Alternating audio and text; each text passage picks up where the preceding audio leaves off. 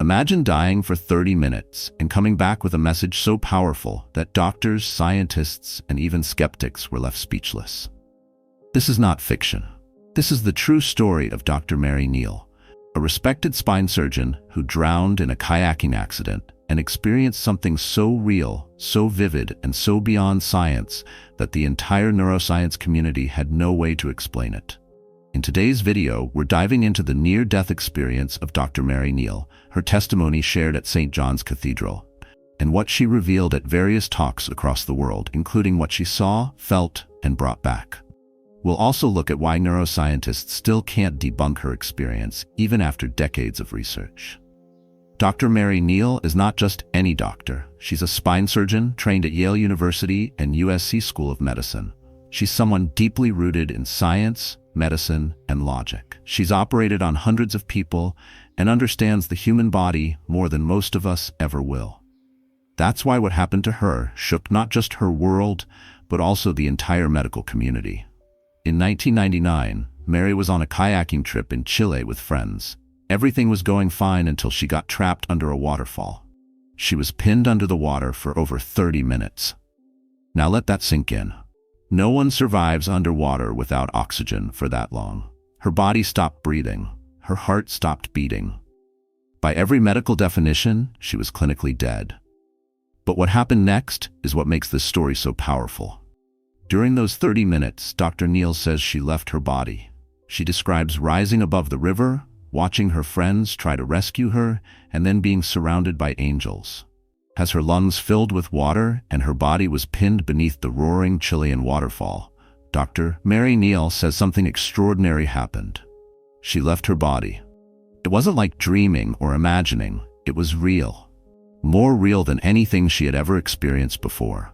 She felt herself rise above the river, and for the first time she looked down and saw her lifeless body trapped beneath the water. She could see her friends panicking, scrambling, trying to pull her out. But she didn't feel fear. She didn't feel pain. Instead, she felt a profound calmness, like everything was exactly as it was meant to be. As she drifted away from the river scene, Dr. Neal describes being surrounded by angelic beings, not with wings or glowing halos, but with a presence so pure, so overwhelmingly full of love and light, that she knew they were divine. She said the angels didn't speak in words, but their communication was instant, telepathic, and deeply personal. They knew everything about her joys, her pain, her regrets, her heart. And still, they embraced her with unconditional love. She wasn't afraid, she wasn't confused. She said it felt like coming home. These angelic beings began guiding her down what she describes as a pathway to another realm, a place not bound by time or gravity. On this path, she saw fields of radiant flowers, but not like any on earth. These flowers were alive with light, pulsing with colors she couldn't even describe, colors that don't exist in our physical world. The grass shimmered. The sky wasn't blue, it was divine. She said the entire place felt like it was breathing with life, energy, and love. There was no concept of time there. Everything was happening all at once, yet there was no rush. Just perfect understanding and peace. As they walked, she felt herself merging with a sense of divine wisdom. Like every question she had ever asked in her life was being answered, not with words, but with understanding. But just as she was about to fully cross over, the angels gently stopped her. They told her, "It's not your time. You have more work to do." Dr. Neal was disappointed, not because she didn't want to return to her family, she loved them deeply, but because this place was so filled with pure love that it was painful to imagine leaving. Yet she obeyed. And in the blink of an eye, she was snapped back into her body, coughing, in pain, and being revived by her friends. And just like that, she was back. Back in her broken, water-filled body, alive. Dr. Neal has shared her story in churches, conferences, interviews, and most memorably, at St. John's Cathedral, where the emotional weight of her testimony brought many in the crowd to tears. She never once sounded like she was trying to convince anyone. Instead, she told her story calmly, directly, and with full honesty, explaining that what she experienced was more real than anything in her life. At every event, people listen closely, not because she's dramatic, but because her truth feels undeniable. Now here's the twist. You'd expect scientists and neurosurgeons to say this was all a hallucination, right? But in Dr. Neal's case, many neuroscientists and medical experts studied her brain, her case, and even her medical reports, and couldn't find anything to dismiss her story. Here's why. Her brain had no oxygen for over 30 minutes. That should have caused permanent damage or death. But she came back with perfect memory, sharp focus, and no brain injury. Her vivid memories were too detailed, too consistent, and didn't match what the brain is capable of under trauma. Some researchers have gone on record saying there's no scientific explanation for this. Whether you believe in the afterlife or not, Dr. Mary Neal's story forces us to ask deeper questions. What happens when we die? Is there more than what we can see and touch?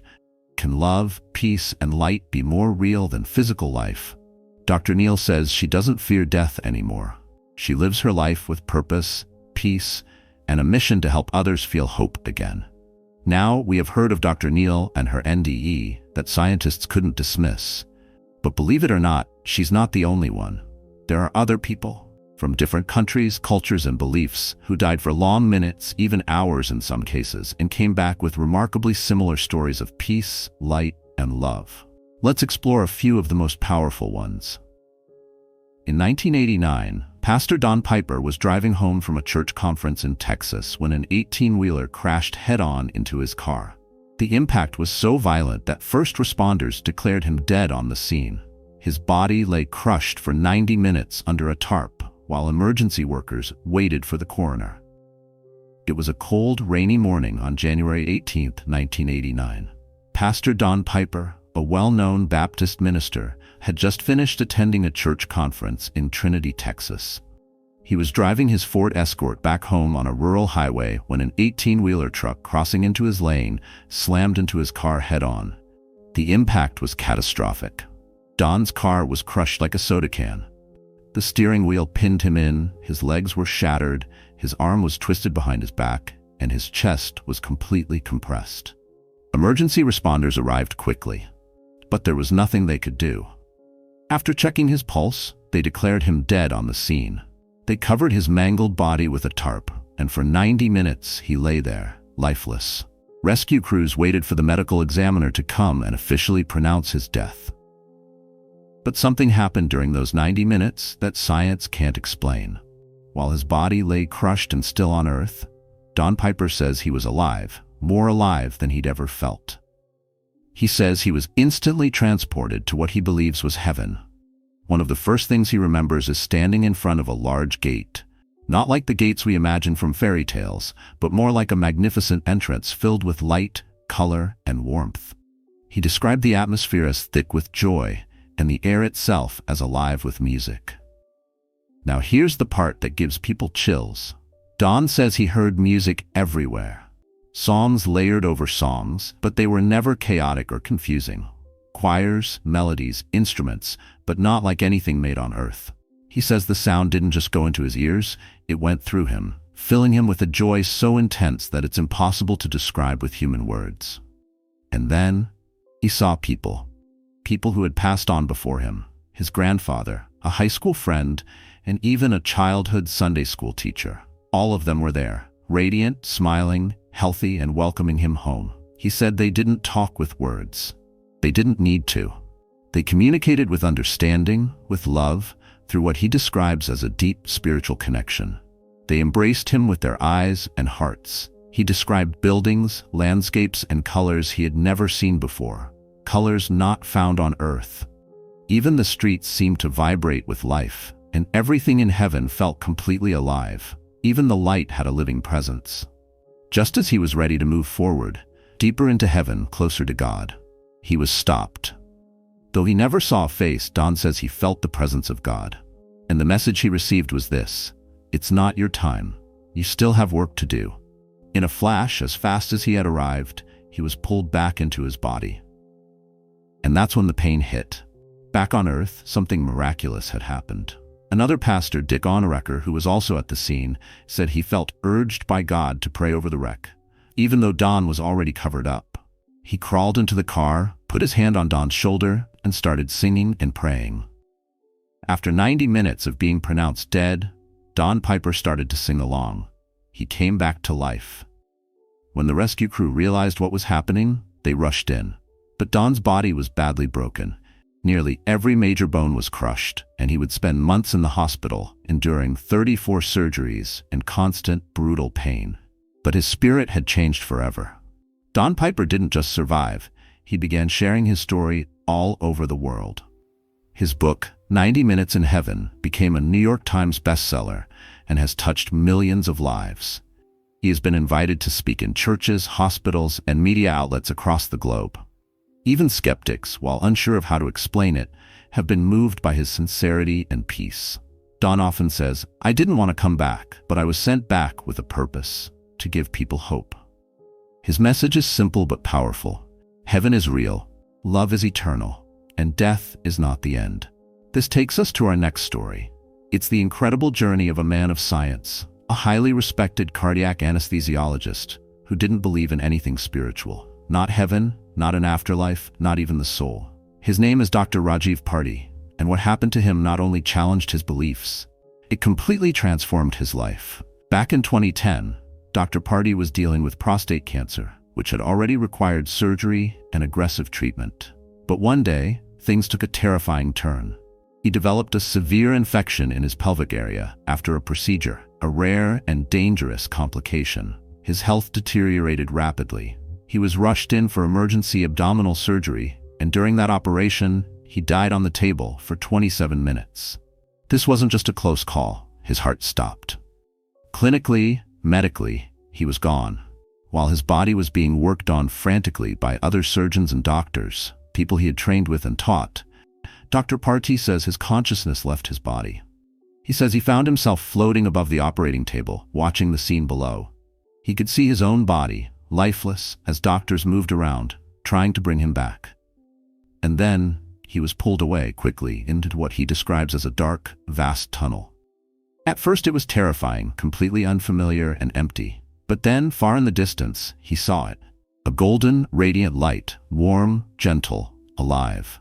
He says the closer he moved toward this light, the more peace he felt. A peace so pure, it made every fear, doubt, and pain vanish. Dr. Parti says he encountered spiritual beings, what many might call angels or guides, but he doesn't label them in religious terms. They were beings of light, radiating unconditional love and truth. Then came something even more intense, something many near-death experiencers report, a life review. But this wasn't a judgmental courtroom. It wasn't about punishment.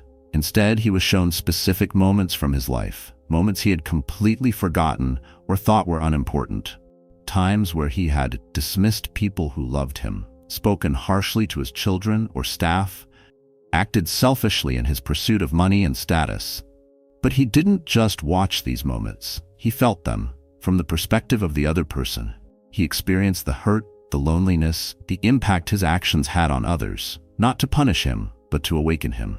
Before this experience, Dr. Rajiv Parti admits he was all about success, wealth, and status. He drove luxury cars, lived in a mansion, and proudly held a top position in the medical world. But during his NDE, he says he was shown that none of that mattered. Not the money, not the title, not the power. What mattered was how he made people feel, how much he loved, how much he gave. He came back with one clear message echoing in his heart: you are not living the life you are meant to live. After 27 minutes, Dr. Parti's body was resuscitated. He woke up in the ICU in tremendous pain, but with a completely new soul. He stunned his family and colleagues. The once arrogant, skeptical doctor was now quiet, reflective, and gentle. He gave away his material possessions, left his high-paying medical job, and devoted his life to spiritual healing, forgiveness, and compassion. He wrote the book Dying to Wake Up, where he tells this story in raw, honest detail. He now travels the world, speaking not only about death, but about how to truly live. What makes Dr. Rajiv Parti's story so powerful is not just the visions or the light or the angels, it's who he was before. He was a man who didn't believe in anything beyond this life, a scientist, a man of logic, and yet his experience shook the very foundation of what he believed to be true. Doctors and neuroscientists have examined his case, and like with Dr. Neal and Pastor Don Piper, they can't explain it. There's no scientific reason for what he saw, felt, and remembered. But the after effects? Those are very real. He became more compassionate. He began to heal people emotionally and spiritually, and he found a peace that he says no medical degree ever gave him. This takes us to our next story. It's the extraordinary journey of a woman who was standing at the edge of life, just hours away from death. Her name is Anita Moorjani. For 4 long years, she battled stage 4 lymphoma, one of the most aggressive forms of cancer. Her body had withered away. Her organs were shutting down one by one. Doctors told her family to prepare for the end. They said it was only a matter of hours. But what happened next was something no one expected. In February of 2006, Anita slipped into a deep coma. Her body lay lifeless, hooked up to machines in a hospital room in Hong Kong. The doctors had done all they could. Her family stood nearby, heartbroken, thinking these were her final moments. But during those 30 minutes of being completely unresponsive, Anita says something incredible happened. She says her soul left her body. She found herself fully awake and aware, but no longer in the hospital. She was in a space filled with pure light, love, and peace. There was no pain, no fear, and no weight holding her down. Anita described it as being bathed in unconditional love, like she was finally seeing the truth of who she really was. In that space, she understood why she had gotten sick. She realized that her fear of cancer, fear of failure, fear of not being good enough, had been silently shaping her life and even her illness. And in that place beyond time and space, none of that fear existed anymore. Anita says she was met by divine beings, or what she calls her spiritual guides. She even sensed the presence of her father and her best friend, both of whom had already passed away. She wanted to stay in that beautiful realm forever. But then she was told something stunning. She was told, "You can go back, and if you do, your body will heal." This wasn't just a comforting message, it was a promise. She was given a choice, to stay in that peaceful place or to return and share what she had learned. And in a moment of courage and love, she chose to return. As her family held vigil by her side, something changed. Anita woke up. Slowly at first, she blinked, she spoke, she asked for food. Her doctors were stunned. They couldn't believe it. And what happened over the next few weeks is what truly made jaws drop. Her tumors began to shrink. Her organs began to function again. Her body began to recover at a speed that no one could explain. Within 3 weeks, the cancer that had completely ravaged her body was gone. Doctors ran every test. They checked the charts. They looked for mistakes. But the evidence was clear. She had experienced a full and spontaneous healing, something they couldn't explain. Anita Moorjani didn't just come back to tell a medical miracle story. She came back with a message that changed the course of her life and has since touched millions around the world. Her experience taught her that we are not just our bodies, that fear and guilt can silently destroy us from the inside, and that love, true, unconditional love, has the power to heal. She went on to write a best-selling book called Dying to Be Me, where she shared her story in full. Since then, she has traveled the world, speaking about the truth she found on the other side. Doctors and researchers studied her case. They reviewed her medical history, the scans, the timelines, and here's the truth. No one in the medical field has been able to give a solid explanation for how her body healed so completely after being so far gone. Some called it a spontaneous remission. Others just called it unbelievable. But Anita knows what she experienced was real. Anita's story isn't just about survival. It's about waking up to life. It's a reminder that even in our darkest moments, there may be something far greater happening behind the scenes. Something loving, something powerful, something we are all connected to. Before you go, take a deep breath and really think about this. We've just heard the stories of people who died, literally, and came back with messages of love, truth, healing, and purpose. These weren't dreams. These weren't guesses. These were doctors, pastors, and everyday people who were clinically gone for minutes, even over an hour. They left their bodies. They saw light. They saw loved ones. They heard messages that changed their entire lives. And they came back, not just to survive, but to live differently. Now I want to hear from you. Do you believe there's something more beyond this life?